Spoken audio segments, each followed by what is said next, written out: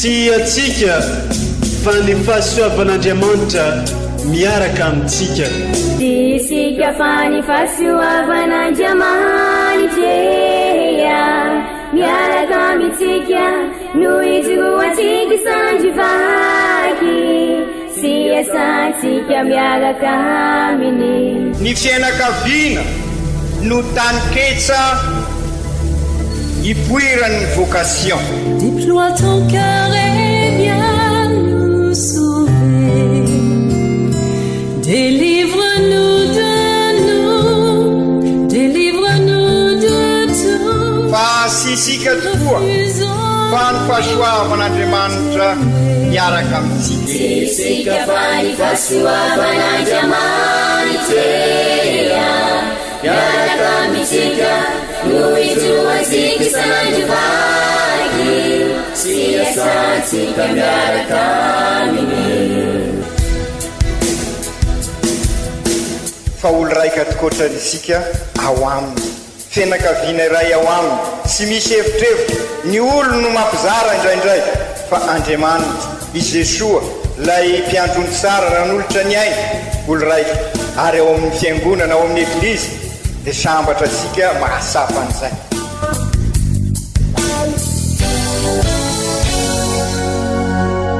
Olo araiky atsika atambatry ny fanahy masina kamiray, olo araiky ao amin'ny Kristy. Fandaram-pampianarana iarahana amin'ny son excellence Monseigneur Benjamin Marc Caramarson eto amin'ny radio Fagniry.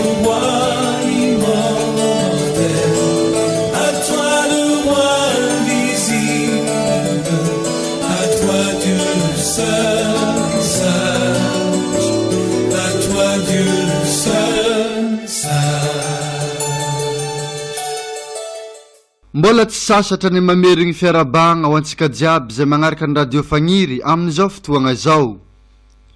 Ankafaliagna ihany koa no iarabanaytsika jiaby fanahitratra zao alahadin'ny sampankazo izay sorona maso nandinihantsika ny fijalian'ny tompo. Ny toriteny sy fampianarana avy amin'ny ray aman-dreny dia Monseigneur Benjamin Marc Caramarson nondeha atolotrinay atsika jiaby rehefa aveo. Fa mialohan'izay dia andeha hanaraka reto vakiteny reto atsika mba ahafahantsika mandinika bebe kokoa ny fijalian'ny Jesosy Kristy tompontsika. Ka ny vakiteny masina voalohany bokiny izay ampaminagny ao amin'ny toko 50 ny 14 ka hatramin'ny 7.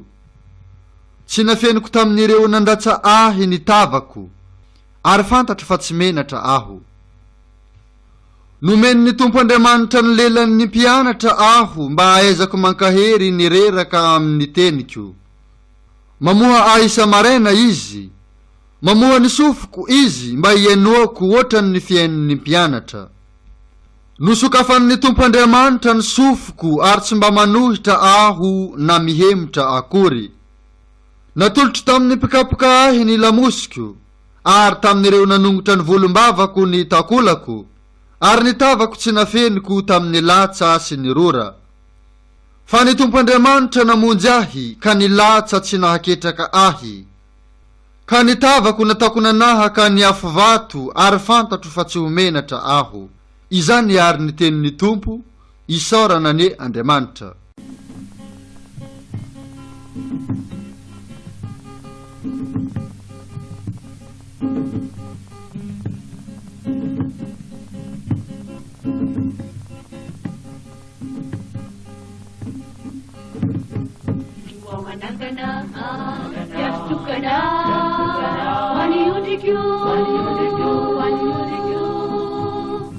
Isiannu itundaka piadanasi, isiannu itundaka ampiadanasi. Juawanangana piastukana, waniudiku, isiannu itundaka piadanasi, isiannu itundaka ampiadanasi.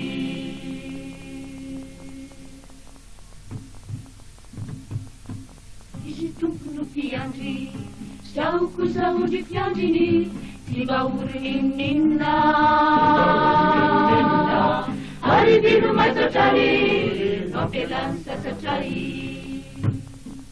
Murunjan matuni Mitujani ayatani Mavelum buleri Arilala pamarinana Vitaria nintiaku Kuninai tunyanarani Arilala pamarinana Vitaria nintiaku Kuninai tunyanarani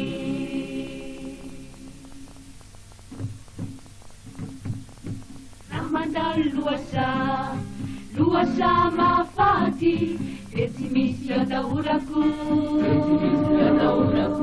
Kayemena wakateina Sikibami yaruai Papan-panlona Sausuan sa kapu Aime na manusta Lilu-lilu sa liluaku Kasapumur na singaku Enika sambaranau Lilu-lilu sa liluaku Kasapumur na singaku Enika sambaranau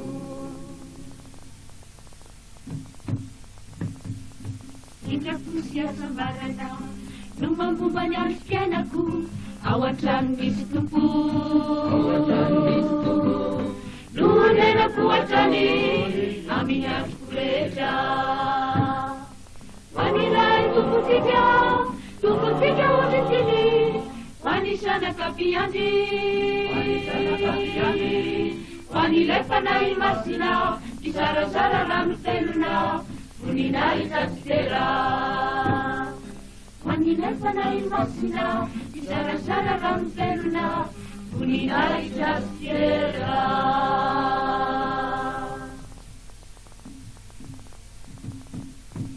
Wanangana Yastukana Waniyutikyu Isiannu itundaka piada nasi Isiannu itundaka piada nasi Wanangana Yastukana Waniyutikyu Isiannu itundaka piada nasi Isiannu itundaka piada nasi Isiannu itundaka piada nasi Isiannu itundaka piada nasi Vakten mas na faharoa Taratasin mas ndapole apôstôly io an'ny kristianina tany Filipo ao amin'ny toko faharoa ny andininy fahaenigny ka hatramin'ny faharaiky ambin'ny folo. Nilatsa-tena no ambany izy ka nasandratr'Andriamanitra ambony indrindra. Ry kristianina havana na dia tao amin'ny fomban'Andriamanitra aza i Kristy dia tsy nihevitra ny fitovian'ny saranga amin'Andriamanitra ho zavatra nobaboiny fa nialany izany tamin'izy naka ny fomban'ny mpanompo ka tonga mitovy amin'ny olombelona sy hita ho olombelona tamin'ny fisehoan'ny rehetra ary nilatsa-tena no ambany anaiky hatramin'ny fahafatesana dia fahafatesana tamin'ny azo fijaliana ho valin'izany kosa dia nasandratr'Andriamanitra ambony indrindra izy sy nomeny anarana mihoatra ny anarana rehetra mba handohalika amin'ny anaran'i Jesosy avokoa ny lohalika rehetra na ny any an-danitra na ny ety an-tany na ny any ambany ary mba hanaiky avokoa ny lela rehetra fa i Jesosy Kristy dia tompo efa niditra any amin'ny voninahitr'Andriamanitra ray. Izany ary ny tenin'ny tompo isaorana ny Andriamanitra.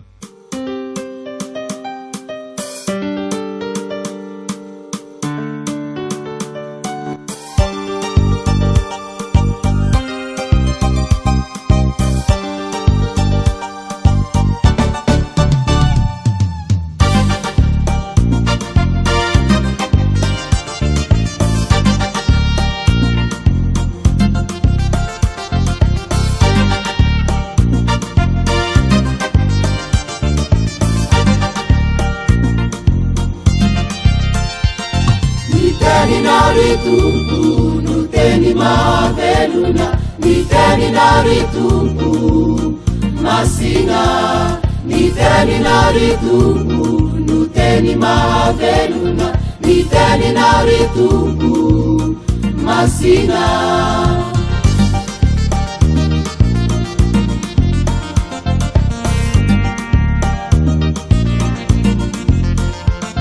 ny teninary tompo no teny mavelona ny teninary tompo masina ny teninary tompo no teny mavelona ny teninary tompo masina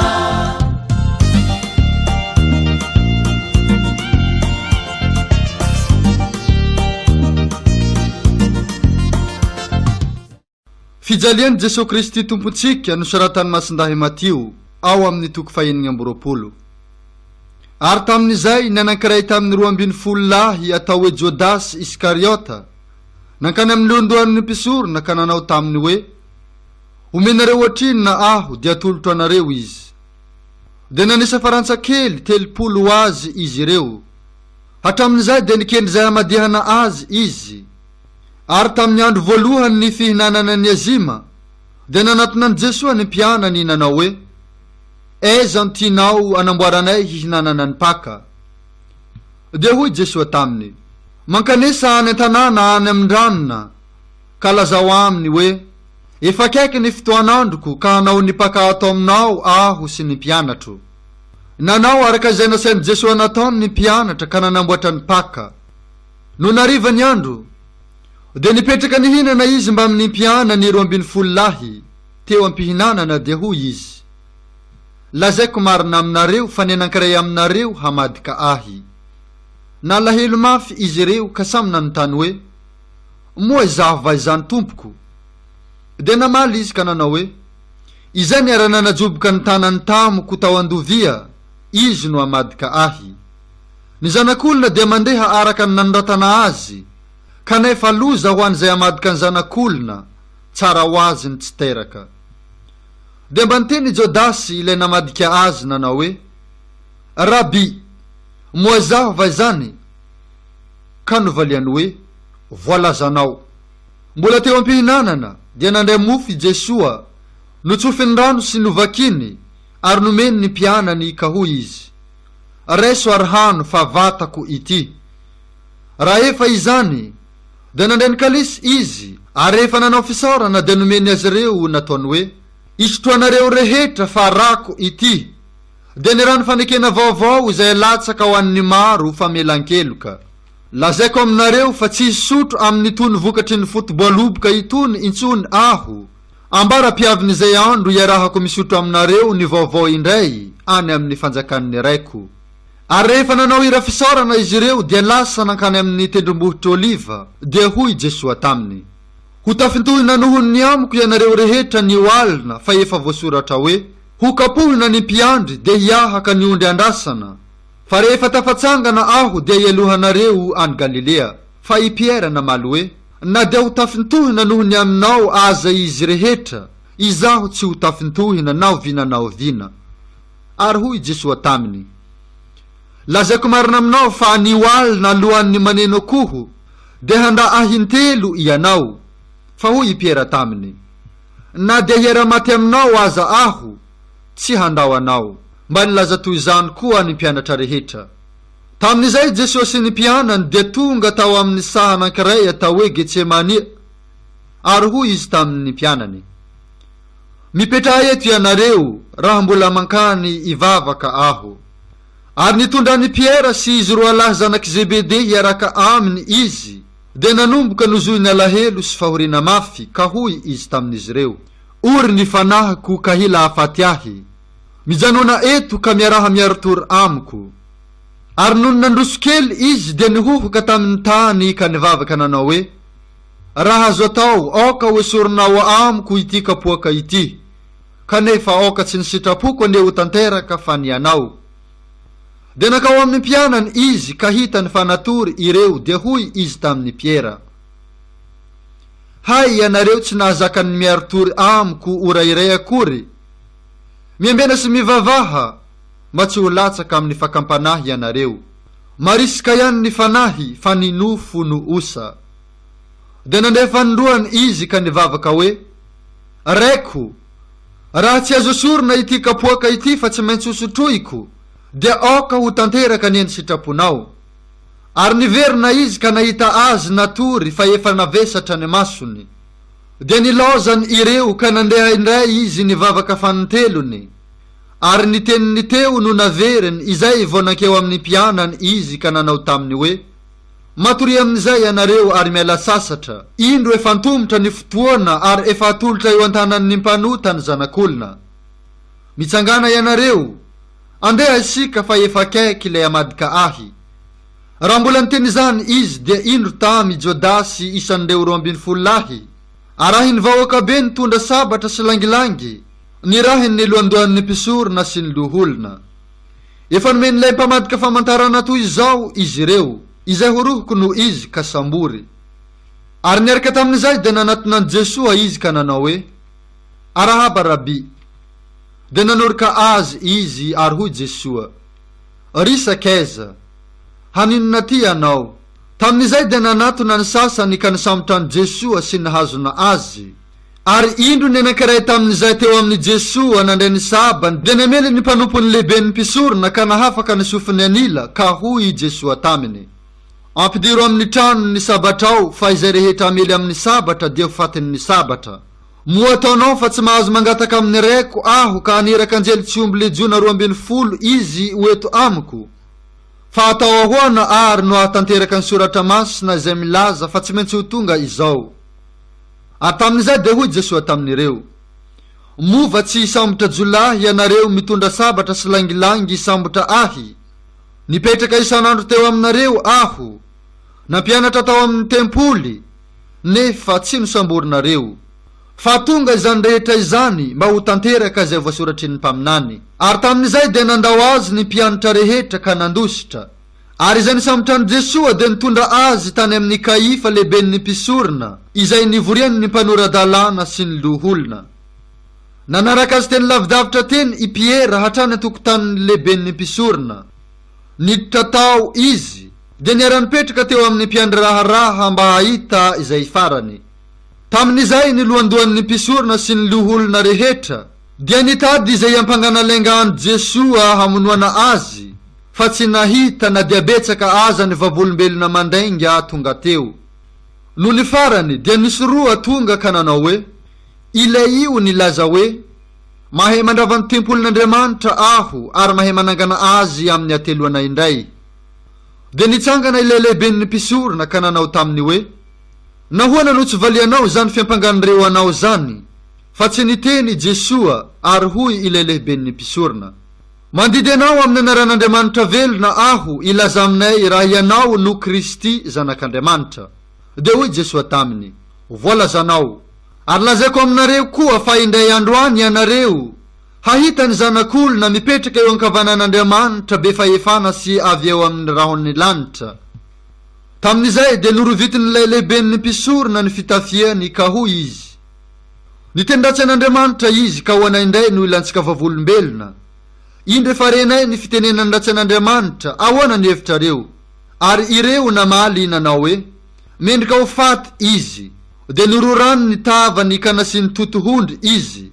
Ary ny sasany sady namely te hamena azy no nanao hoe, vinanio ry Kristy iza no namely anao. Tamin'izany i Piera nipetraka teo alatrano, ary nisy ankizivavy anankiray nanontany azy ka nanao taminy hoe, ianao koa naman Jesoa Galiliana? Fa novaliany teo anatrehan'izy rehetra izany ka hoy izy, tsy fantatro izay lazainao. Tsy fantatro izay lazainao. Tsy fantatro izay lazainao. Dia nakeo ambavahady izy ndeha hitsoaka, fa hitan'ny ankizivavy anankiray hafa koa ka nolazany tamin'ny olona teo hoe, ity koa naman Jesoa Nazareana. Fa nandafandroany indray izy sady nianiana nanao hoe, tsy fantatro izany lehilahy izany. No ny afaka kelikely dia noaton'ny olona teo i Piera ka nolazany hoe, marina tokoa raha tsy namany ianao fa na dia ny fiteninao aza dia ampy hahalalana izany. Ary tamin'izay dia sady niozona izy no nianiana fa tsy fantany izany lehilahy izany. niaraka tamin'izay naneno ny akoho ka tsaroan'ny Piera ny tenin'i Jesosy nanao hoe alohan'ny maneno akoho dia andao ahintelo ianao, dia nivoaka izy ka nitomany fatratra. Ary noho ny maraina ny andro dia niara-ny hevitra zay afaten'i Jesosy ny lohandohan'ny mpisorona rehetra sy ny loholona. Ary rehefa nafatony izy dia nenti ny kanatolony any Pontsy Pilaty gobernora. Tamin'izay Jodasy ilay namadika azy raha nahita fa noelohina izy dia nanenina ka namerina ny farantsakely 30 tamin'ny lohandohan'ny mpisorona sy ny loholona nanao hoe nanota aho fa nanolotra ny raha marina, fa ireo nanao hoe ao anay zany fa asanao. Dia natsipiny tao amin'ny tempoly ny vola ka lasa izy nanao tadimody nanantontena, ary nalainy lohandohan'ny mpisorona ny vola ka hoy izy tsy azo alatsika amin'ny rakitra masina izany satria vidindra. Ary noho niara-ny hevitra izy dia namidiny ny sahan'ny mpanao vilany ny vola atao fandevenam-bahiny. Izany no anaovana io saha io mandrakandroany hoe haseldama na hoe sahandra. Ary tanteraka tamin'izay ny tenin'ny Jeremia mpaminany nanao hoe dia nalainy ny vola 30 vidin'ilay nitambazan'ny zanak'Israely ka nomeny amidy amin'ny sahan'ny mpanefy vilany araka ny nandidian'ny tompo ahy. Dia nentina teo anatrehan'ny gobernora i Jesosy ka nanontanian'ny gobernora hoe ianao vanimpanjakan'ny Jody? Hoy Jesosy taminy voalazanao. Fa ny fiampanganana ataon'ny lohandohan'ny mpisorona sy ny loholona azy no tsy nivaliany kely akory ka hoy Pilaty taminy tsy renao va izany zavatra maro iampangananao zany? Fa tsy namaly izy na dia indray-mbava aza ka gaga de gaga ny gobernora. Ary isaky ny fetin'ny Paka dia fanaon'ny gobernora ny mandefa mpifarotra anankiray tian'ny vahoaka. Ary tamin'izay dia nisy mpifarotra anankiray malaza atao hoe Barabasy. Ka rehefa nivory ny vahoaka dia hoy i Pilaty taminy iza no tianareo alefako ho anareo, i Barabasy sa i Jesosy izay atao hoe Kristy? Satria fantany fa fialonana no nanoloran'izy ireo any Jesosy. Ary raha nipetraka teo amin'ny fitsarana izy dia nampaniraka taminy ny vadiny ilaza hoe aza manao na inona amin'io lehilahy marina io ianao, fa nampahory ahy be ihany no nanofisako azy alina izay. Tamin'izay ny lohandohan'ny mpisorona sy ny loholona nahatarika ny vahoaka angataka ny Barabasy sy ampamona an Jesosy. Dia nitenindray ny gobernora nanao hoe iza no tianareo alefako ho anareo amin'izy roa lahy? Dia hoy izy ireo i Barabasy. Ary hoy i Pilaty taminy ahoana kosa ary no ataoko amin'ny Jesosy izay atao hoe Kristy? Hoy indray izy rehetra aoka ho fantsihana amin'ny azo fijaliana izy. Hoy ny gobernora fa inona ary no ratsy nataony? Dia vao menkany orakoraka izy ireo nanao hoe fantsiho amin'ny azo fijaliana izy. No nitan'ny Pilaty fa tsy nahomby izy fa vao menkany tombo aza ny tabataba dia nampakarano izy ka nanasa tanana teo anatrehan'ny vahoaka ary nanao hoe afatsiny amin'ny raha n'io lehilahy marina io aho fa raharahanareo. Dia namaly ny vahoaka rehetra nanao hoe aoka ho aminay sy amin'ny zanakay ny rany. Tamin'izay dia nalefa ny Barabasy ary Jesosy no ny efa nasainy nokapohina dia natolony azy ho fantsihana amin'ny azo fijaliana. Tamin'izay dia nentin'ny miaramilan'ny gobernora ho any amin'ny toerana fitsarana i Jesosy sady novoriny andidina azy ny miaramila namany. Dia nendrahany ny fitafiany ka nampitafiny kapoty jaky izy ary nandrandrana felohatsilo azy izy ireo dia nasatrony ny lohany sady nampitanany volotara ny tanany havanana. Raha efa izany dia nandro alikankila teo anatrehany izy ary naneso azy hoe arahaba ry mpajakan'ny Jody. Dia nororany izy ary nalainy ny volotara ka nikapohany ny lohany. No ny efa nolalaovany toy izany izy dia nesorony ny kapoty ka nampitafiana azy indray ny fitafiany ary nentiny ho fantsihana amin'ny azo fijaliana izy. Rehefa tafavoaka ny tanàna dia nifanena tamin'ny lehilahy sirenehany anankiray atao hoe Simona izy ireo ka notereny io ilanja ny azo fijalian'i Jesosy. Ary no ny tonga teo amin'ny tany atao hoe Golgota izay atao hoe tanin'ny karandoha dia nomeny divay izy miaro afery ho sotroiny fa noho ny nandramany dia tsy nety nisotro izy. Ary rehefa voafantsika tamin'ny azo fijaliana izy dia nanaovany loka no fizaran'ny fitafiany mba ho tanteraka ny teny voalazan'ny mpaminany hoe nozarainy ny fitafiako ary nilokany ny akanjoko dia nipetraka niambina azy izy ireo.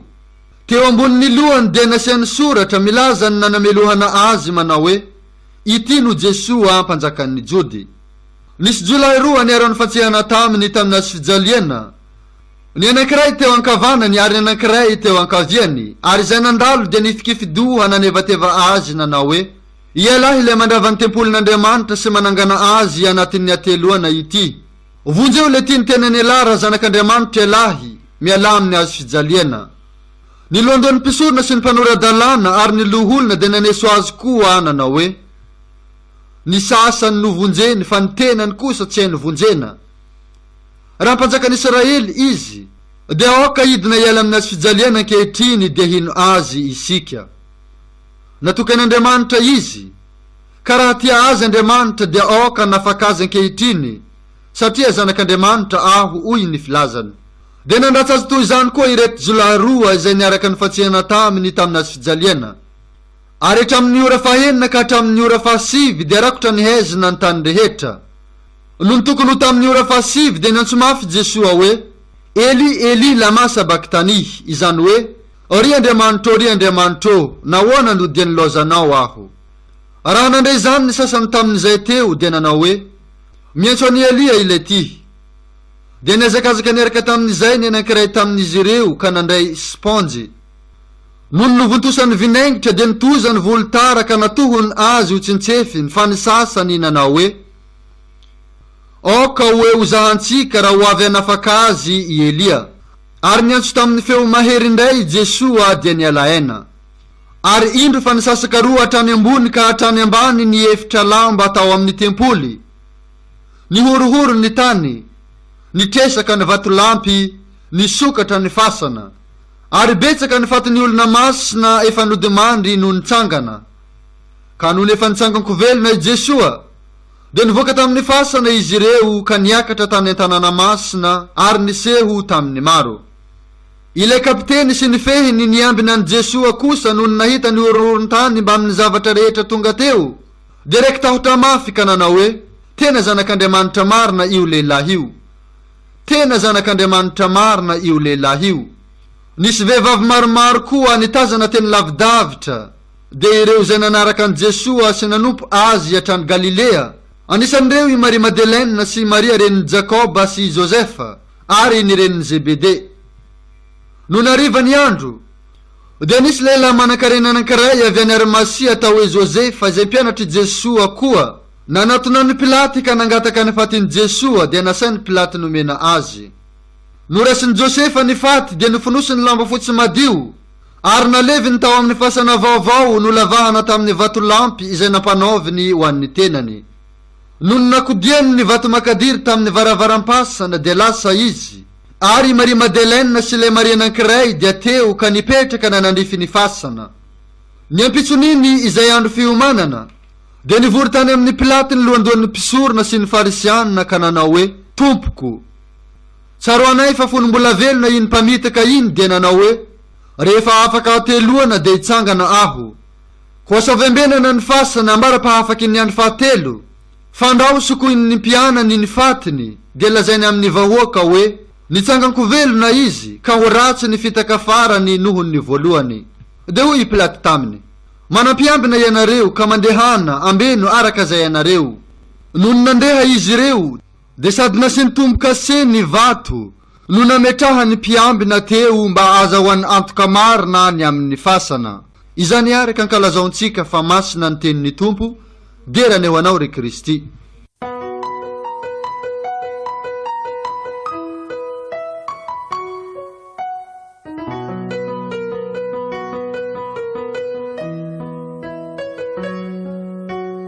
Ry kristianina havana, miditra amin'ilay herinandro lehibe amin'ny tantaram-pamonjena isika amin'izao alahadiny sampakazo izao. Ary araky ny averimberina amintsika matetika dia averina eto satria fotoan-dehibe tokoa araky ny voalaza teo izao idirantsika izao.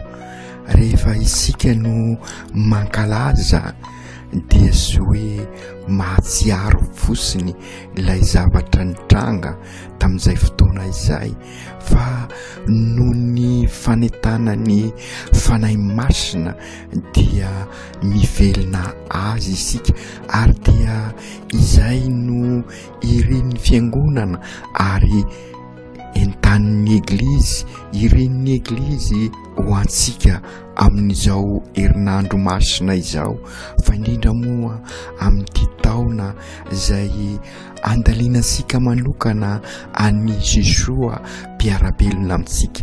Ka ino ary i Jesoa miditra ao Jerosalema, ary dia izay no ankalazaisika anio, ary izay no mahatonga antsika manambara fa alahadiny sampakazo izao ankalazaisika izao.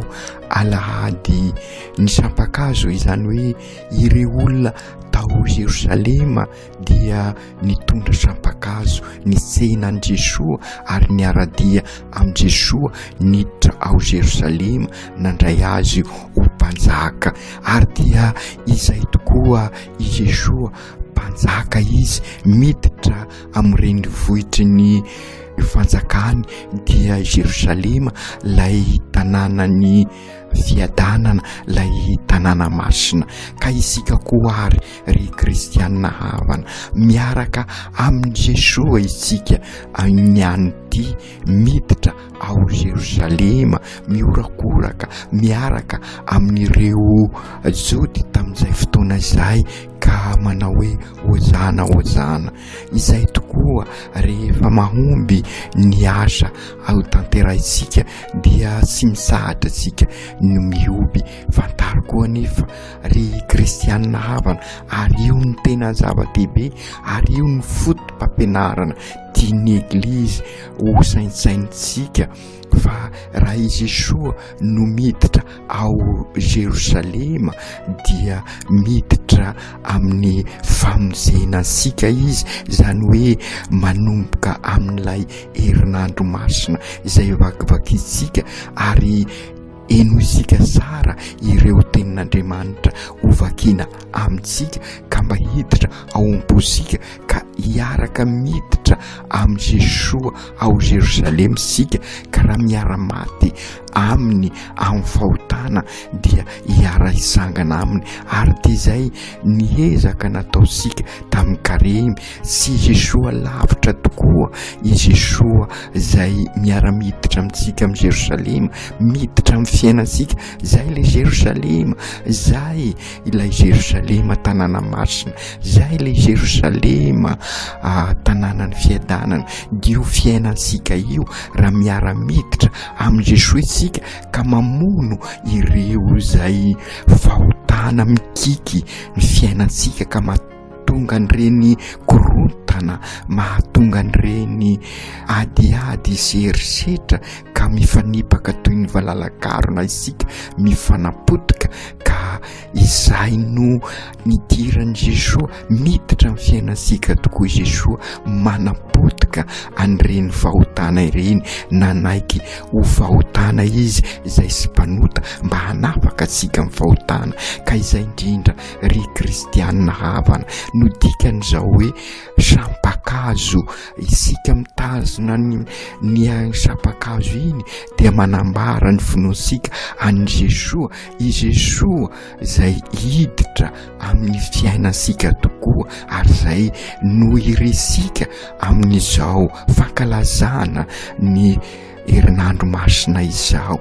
Ka Jesoa mpiarabelona amintsika tokoa, anapotika an'izay rasy rehetra, ka anangana ansika amin'ny tsara, ary ny tsara dia ny mahatonga antsika ho zanak'Andriamanitra, miarabelona amintsika izy, ary miara-miaina amintsika, miara-dalana amintsika, ka miroso hatrany ary sika amin'izao fidiransika amin'ny herinandro masina izao. Ary dia izay no ambarany ireo tenin'Andriamanitra izay aroso amintsika amin'izao alahady ny sampakazo izao. Ary ny vakiteny voalohany ho renesika dia tsy iza fa ny tantara izay mpaminany izay manambara fa izy soa tokoa dia sy lavitra antsika fa nandray ny rofosika rehetrarehetra izy araka ny voalazan'izay empaminany sy nafeniko tamin'ireo nandasany tabako ary fantatro fa sy omenatra aho izay tokoa no Andriamanitsika Andriamanitra izay nandray ny rofosika rehetrarehetra izay rehetra mahamenatra sika dia ny fahotana ka avy amin'ireny no nipoiran'ny famozena eo amin'ny fiainansika rehetrarehetra ka ho fampianarana velona ho ansika izay aza matahotra isika miatrika anireny adi-piainana ireny fanapotehana ireny fa aoka isika izoro ho vavolombelona sy atahotra ka sy homenatra ary anambara mandrakariva ny finosika ary dia izay izy soa hoy masindahapoly nilasaka farany ambany izy mba andray asika rehetrarehetra mba ampiakatra asika ho eo amin'ny fiainana sarasara kokoa dia sinona izay fiainana sara izay fa dia ny mahatonga asika ho zanak'Andriamanitra hoy masindahapoly ao amin'ny vakiteny faharoa manana ny toetra maha-Andriamanitra azy tokoa i Jesosy nefa sy noheveriny ho izay no zava-dehibe fa nialany zany ka naka ny fomba ny mpanompo izy mba anandratra sika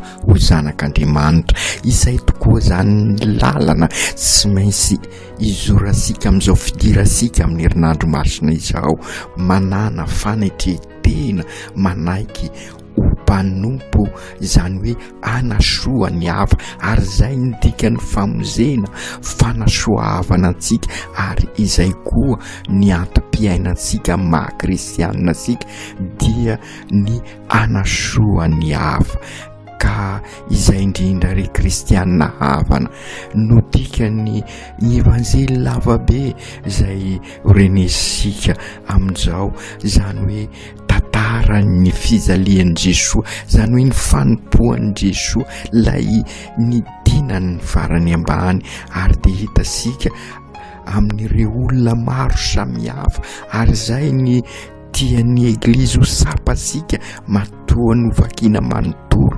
aiza amin'ireo olona maro samihafa ireo nitoerasika ao ireo zody izay tsy ny izay nanao hoe hozana nefa avy eo indray fantsio aiza ny misy asika tahaka ny Piera ve izay nanda intelo kanefa nibebaka ihany koa tahaka ny Jodasy izay namadika ve anjarasika ary amin'izao fidirasika amin'ny herinandro lehibe amin'ny famojena no mandinika ny fiainansika satria io fiainansika io iaho teo am-piandohana midikany hoe fidiran'i Jesosy ao Jerosalema voavy nankalaza ny pèlerinage ny montagne de Francis sika hitasika avy eny ambony eny ny tanànansika amin'izao ary dia asain'ny eglizy sika amin'izao herinandro masina zao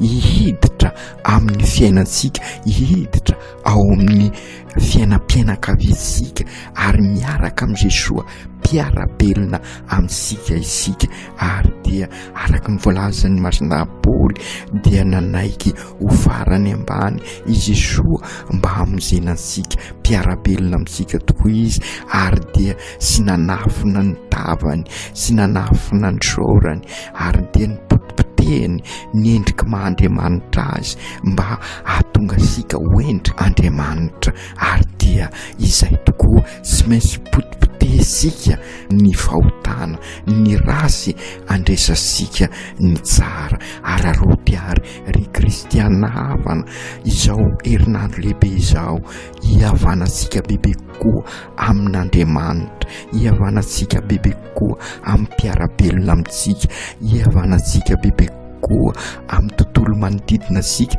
ka inona mondikan'izay fihavanana izay zany hoe anaza ny mahazanak'Andriamanitra sikisika, ivelona ny mahazanak'Andriamanitra sikisika ka raha miara-maty amin'ny Kristy amin'ny fahotantsika dia hiara-sangana aminy koa amin'ny Paka, ary dia Paka hitondra sika amin'ilay fiadanana.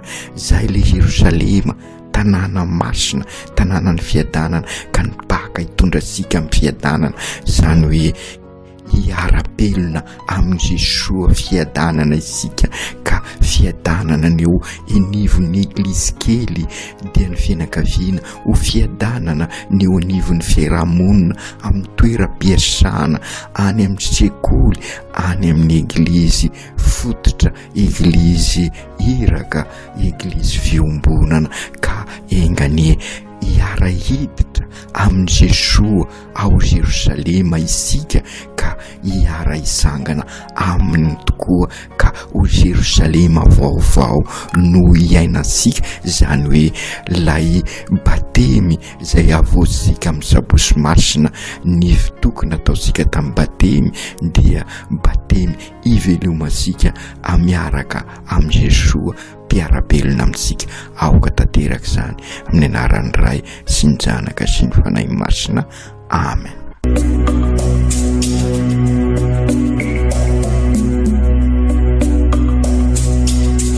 Tsy atsika fa ny fahasoavan'Andriamanitra miaraka amintsika. Isika fa ny fahasoavan'Andriamanitra miaraka amintsika, no izoatsika sandrivaky, sy asantsika miaraka aminy. Ny fianakaviana no tany-ketsa ipoiran'ny vocation. Déploie ton cœur et viens nous sauver. Délivre-nous de nous, délivre-nous de tout. Fa sisika tokoa fa ny fahasoavan'Andriamanitra miaraka amintsika. Sisika fa ny fahasoavan'Andriamanitra miaraka amintsika, no izoatsika sandrivaky, sy asantsika miaraka aminy. Fa olo raika tokoatrany isika ao aminy, fianakaviana iray ao aminy, sy misy hevitrevitra ny olo no mampizara indraindray, fa Andriamanitra i Jesoa lay mpiandrony tsara nanolotra ny aina olo raika, ary ao amin'ny fiangonana, ao amin'ny eglizy dia sambatra sika mahasapan'izay.